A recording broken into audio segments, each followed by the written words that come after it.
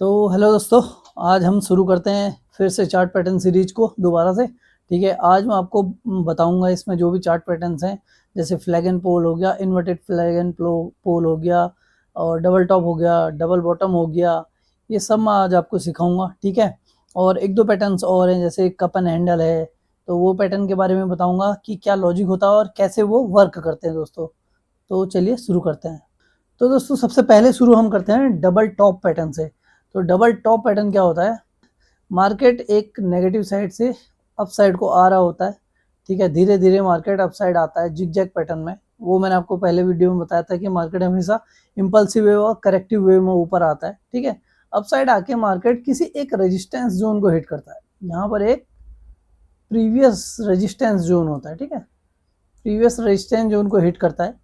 Hit करने के बाद मार्केट थोड़ा सा नीचे आता है, सेलिंग आती है। ये बायर्स अभी तक यहाँ पर हैवी थे, तो यहाँ पर एक सेलिंग आती है छोटी सी।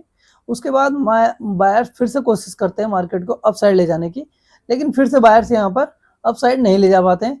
तो फिर मार्केट यहाँ से एक बार फिर से जिगजैग करते हुए नीचे आता है, और जब ये इसका नेक लाइन को ब्रेक करता है तो यहाँ पर से फिर एक सेलिंग मार्केट स्टार्ट हो जाता है। तो इसके पीछे का लॉजिक क्या होता है? देखो, मार्केट एक बाइंग साइड आ रहा था अप साइड, ठीक है।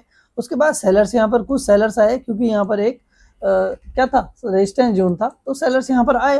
सेलर्स आने के बाद देखो, यहाँ पर फिर से रेजिस्टेंस जोन था, फिर से सेलर्स यहाँ पर आए, और यहाँ पर अगर एक हमको रेड कैंडल मिलती है तो यहाँ पर हम ट्रेड कहाँ पर इनिशिएट करेंगे? कुछ जो रिस्की ट्रेडर्स होते हैं वो यहीं पे अपना ट्रेड इनिशिएट कर सकते हैं। ठीक है, कैसे, वो भी मैं आपको बताता हूँ।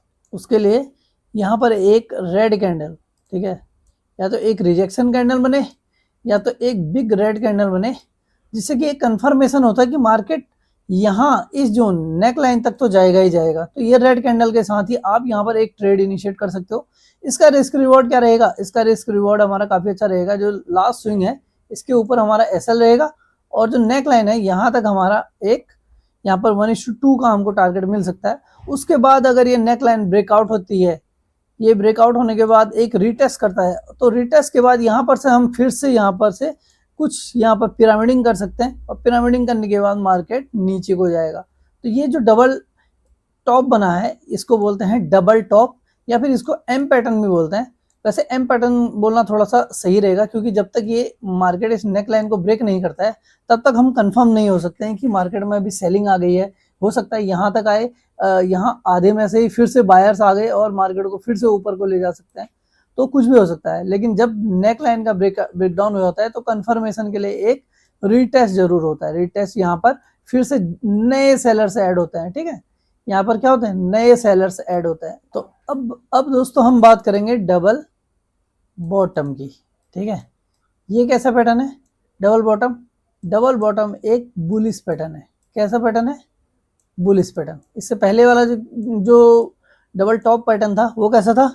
बियरिश पैटर्न, क्योंकि मार्केट रेजिस्टेंस पे हिट करके फिर नीचे आ रहा था, गिर रहा होता है, गिर रहा होता है, गिरते गिरते क्या होता है, यहाँ कहीं पर एक सपोर्ट जोन होता है। ये एक सपोर्ट जोन है। क्या है?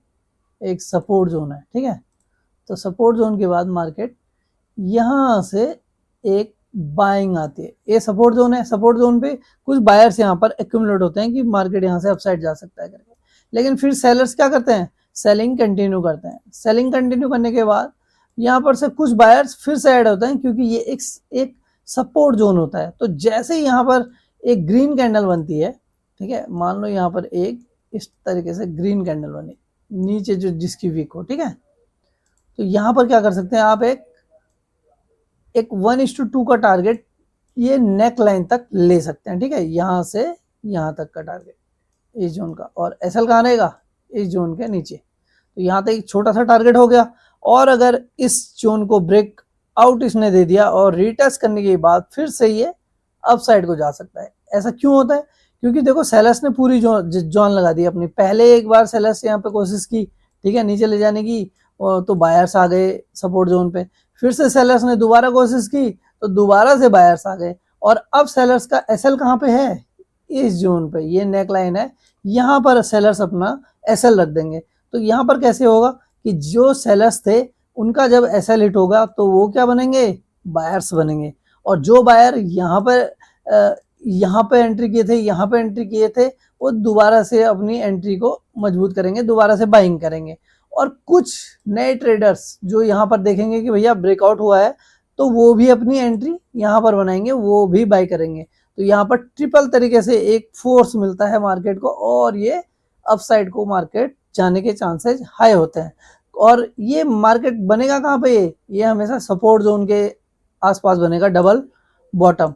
तो ये ऐसा नहीं है कि ये कहीं पर भी मार्केट गिर रहा है और आपने यहाँ पर ढूंढ लिया डबल बॉटम जी, नहीं, यहाँ पर से देखो, यहाँ मार्केट ऊपर गई, ऊपर जाने के बाद फिर से फॉल हो गई, यहाँ पर कोई डबल बॉटम नहीं बना। क्यों? क्योंकि यहाँ पर सपोर्ट जोन नहीं है। ठीक है, इसको हम सर्च करेंगे हमेशा सपोर्ट जोन के पास। तो चलिए नेक्स्ट पैटर्न की तरफ चलते हैं। नेक्स्ट पैटर्न जो है वो है फ्लैग एंड पोल पैटर्न। तो फ्लैग एंड पोल पैटर्न में क्या होता है, देखो मार्केट जिग जैग करके अप साइड को आ रहा होता है। ठीक है, इसको ग्रीन कर देता हूँ। जिग जैग करके मार्केट क्या कर रहा है, अप साइड को आ रहा है। अप साइड को आने के बाद मार्केट यहाँ पर एक कंसोलिडेशन करता है। क्यों? क्योंकि देखो मार्केट यहाँ पर बायर्स ने पूरी जो जान लगा दी है अप साइड जाने की, लेकिन अब एक ऐसी स्टेज आती है ना जहाँ से बायर भी थोड़ा सा अपना प्रॉफिट बुक करते हैं। तो यहाँ से बायर्स अपना अपना प्रॉफिट बुक करते हैं, तो पहले एक सेलिंग आती है, फिर यहाँ पर नए बायर्स ऐड होते हैं जो थोड़ा सा मार्केट को और ऊपर ले जाते हैं। लेकिन अब क्या करते हैं सेलर्स, यहाँ पर मार्केट को नीचे ले जाने की कोशिश करते हैं, तो सेलर्स और नीचे जाते हैं। लेकिन फिर से बायर्स आते हैं, क्योंकि इतनी बड़ी रैली है, जो जो बायर्स इसको मिस कर रखे हैं, तो वो जहां जहां पे उसको डिप मिलेगा वहां पर बाइंग करेंगे। लेकिन सेलर्स क्या सोचेंगे यहाँ पर कि अब मार्केट देखो यहाँ पर हाई जो है वो ब्रेक नहीं हुआ है, तो फिर से सेलर्स यहाँ पर आएंगे, एक्यूमुलेट होंगे। तो यहाँ पर फिर से जहां पर से नए नए यहाँ पर बायर एक्टिवेट हो जाएंगे। तो एक जोन ऐसा आएगा कि ये एक पैटर्न की तरह बनेगा, ये एक फ्लैग एंड पोल की तरह दिखेगा आपको। देखो ये फ्लैग हो गया, ये इसका पोल हो गया, ये फ्लैग हो गया, ये पोल हो गया। तो जब जब भी मार्केट फिर इस जोन पर आके कंसोलिडेट करके एक ब्रेकआउट देगा ना, तो यहाँ पर जितने भी सेलर्स थे उनका एसएल हिट हो जाएगा, क्योंकि उनका एसएल जो है प्रीवियस हाई के भी ऊपर रहेगा, प्रीवियस हाई के ऊपर रहेगा। तो यहाँ पर जैसे ही इसका ब्रेकआउट होगा, तो यहाँ पर से नए बायर्स ऐड होंगे। यहाँ पर भी सेम थ्योरी अप्लाई होगी कि देखो जो भी सेलर्स थे उनका जो एसएल है वो इसके ऊपर है, तो वो यहाँ पर क्या बन जाएंगे, बायर बन जाएंगे। और जो बायर नीचे से आ रहे थे वो तो थोड़ा थोड़ा करके अपनी पोजीशन बुक कर रहे हैं, और यहाँ पर से फिर न्यू बायर्स ऐड होंगे, और सारे बायर तो निकले नहीं होंगे, तो जो पुराने बायर थे वो कुछ क्वांटिटी और ऐड करेंगे यहाँ पर। तो यहाँ पर से एक और पैटर्न आएगा, यहाँ पर इसको बोलेंगे bullish flag and pole, flag and pole pattern. ये नोट करते जाना सारे पॉइंट्स जो जो मैं कह रहा हूँ। ठीक है, नेक्स्ट पैटर्न ठीक इसी पैटर्न का उल्टा होगा, इन्वर्टेड फ्लैग एंड पोल। ठीक है, तो इन्वर्टेड फ्लैग एंड पोल में क्या होगा, मार्केट देखो नीचे को जा रहा है जिग जैग करके। ठीक है, तो जिग जैग करके नीचे जा रहा है, उसके बाद मार्केट यहाँ पर कुछ प्रॉफिट बुकिंग आती है, फिर नए से बायर्स ऐड होते हैं, फिर सेलर्स ऐड होते हैं। इस तरीके से मार्केट क्या करता है, कंसोलिडेशन करता है। इस कंसोलिडेशन के बाद जब भी मार्केट यहाँ पर एक ब्रेकआउट देता है, ठीक है, इस जोन को देखिए आप, ये तो यहाँ पर जैसे ही ये ब्रेकडाउन देता है और यहाँ पर रीटेस्ट करता है, तो यहाँ पर से फिर न्यू सेलर्स ऐड होते हैं। यहाँ पर सेम वही हमारा रहेगा, तो इसको बोलेंगे inverted flag and pole, inverted flag and pole इसको बोलेंगे। और देखो इसको, ये है पोल और ये रहा फ्लैग, ये सेम प्लानिंग पे ही काम करेगा। ठीक है, तो चलिए नेक्स्ट पैटर्न की तरफ। नेक्स्ट पैटर्न है हमारा कप एंड हैंडल। तो कप एंड हैंडल में क्या होता है, देखो ये भी एक बुलिश पैटर्न है, कप एंड हैंडल। ये कैसा पैटर्न है, बुलिश पैटर्न है, वो लिख लेना। ठीक है, कि ये कैसा पैटर्न है, एक बुलिश पैटर्न है। तो इसमें क्या होता है, देखो मार्केट नीचे से आ रहा होता है कंसोलिडेशन करते हुए, एक मार्केट अप साइड आ रहा है। ठीक है, उसके बाद मार्केट क्या करता है, एक कंसोलिडेशन करता है यूं।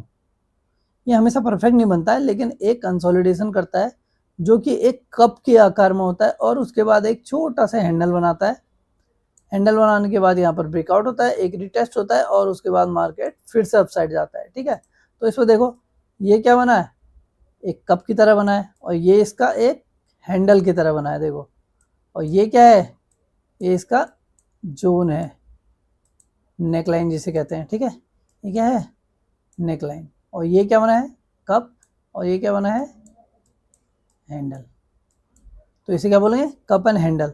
इसमें भी सेम होता है कि मार्केट एक कंसोलिडेशन जोन में जाता है, कंसोलिडेशन के बाद थोड़ा सा और कंसोलिडेशन जाता है, और उसके बाद जब ब्रेकआउट होता है तो यहाँ पर भी हैवी बायर्स आते हैं। तो ये भी एक बुलिश नेचर का ही पैटर्न होता है, ठीक है, नोट कर लेना इसको।